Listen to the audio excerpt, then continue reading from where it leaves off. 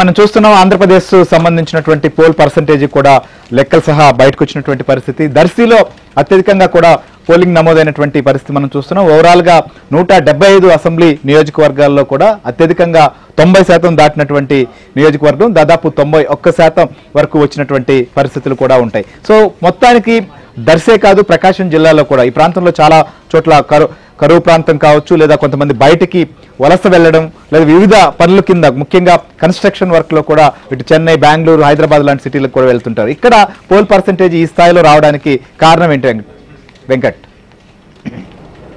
ప్రకాశం జిల్లాలో ఏదైతే ఎన్నికల పోలింగ్ రోజు మనం చూసామో, ఏదైతే పెద్ద ఎత్తున 40 డిగ్రీలకు పైగా ఉష్ణోగ్రత నమోదవుతున్నా గానీ ఎర్రటెండలో కిలోమీటర్ల కొద్ది ఓటర్లంతా కూడా పోలింగ్ కేంద్రాల వద్ద బారులు తీరిన పరిస్థితి ఆ రోజే స్పష్టంగా కనిపించింది. ఆ రోజే మనం డ్రైవ్లో కూడా చెప్పాం, ప్రకాశం జిల్లాలో ఓటర్ల చైతన్యం పెద్ద ఎత్తున కనిపించింది. మహిళలు, యువత పెద్ద ఎత్తున పోలింగ్ లో పాల్గొంటున్నారని చెప్పని కూడా మనం చెప్పాం.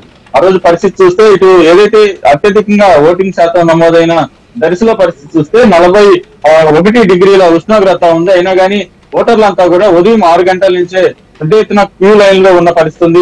ఎండ వేడిని కూడా తట్టుకొని ఆ క్యూ లైన్ లో తమ ఓటు హక్కు వినియోగించుకున్న పరిస్థితి కనిపించింది. ప్రకాశం జిల్లాలో ఉదయం 6 గంటలకే క్యూ లైన్ లోకి వచ్చిన ఓటర్లు అర్ధరాత్రికి కూడా కొన్ని ప్రాంతాల్లో పోలింగ్ జరిగిన పరిస్థితి. ఉమ్మడి ప్రకాశం జిల్లాలో పరిస్థితి చూస్తే గత ఎన్నికల్లో దాదాపు 80 డిగ్రీల వరకు 80% మాత్రమే పోలింగ్ నమోదైంది. కానీ ఈ ఎన్నికల్లో 87 దాటి పర్సెంటేజ్ అయితే నమోదైన పరిస్థితి. అత్యధికంగా ప్రకాశం జిల్లాలోని దర్శి నియోజకవర్గంలో 90.91% నమోదైందంటే అక్కడ పెద్ద ఎత్తున ఓటర్లంతా కూడా తమ ఓటు హక్కు వినియోగించుకున్న పరిస్థితి కనిపించింది. ప్రధానంగా చూస్తే మన ఓటర్లతో కూడా చాలా మందితో మాట్లాడే ప్రయత్నం చేశాం. అందరూ కూడా ప్రభుత్వానికి వ్యతిరేకంగానే మాట్లాడుతున్న పరిస్థితి కనిపించింది. ఏదైతే ఉపాధి అవకాశాలు లేక ప్రకాశం జిల్లా నుంచి పెద్ద ఎత్తున లక్షలాది మంది ఇతర ప్రాంతాలకు వెళ్తుంటారు.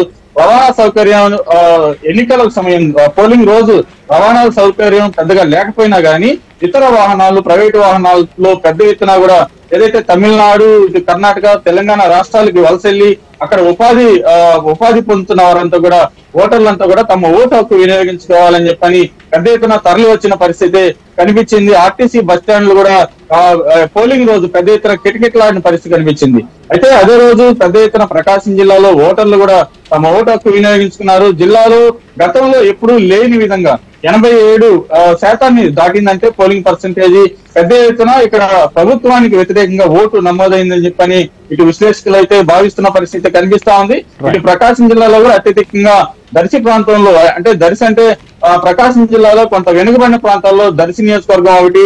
అటువంటి నియోజకవర్గంలో 90% దాటి పోలింగ్ నమోదు అవడం కూడా ఇటు ఏదైతే కూటమికి పెద్ద ఎత్తున ఓట్లు వచ్చాయని చెప్పని కూడా ఇటు భావిస్తున్న పరిస్థితి అయితే ఉంది. ఓవరాల్ గా చూస్తే ఇటు ప్రకాశం జిల్లాలో ప్రభుత్వం మీద ఏదైతే ప్రజల్లో ఉన్న వ్యతిరేకతని తమ ఓటు ద్వారా చూపించారు ఓటర్లు అని చెప్పని విశ్లేషకులు అయితే భావిస్తున్న పరిస్థితి ఉంది.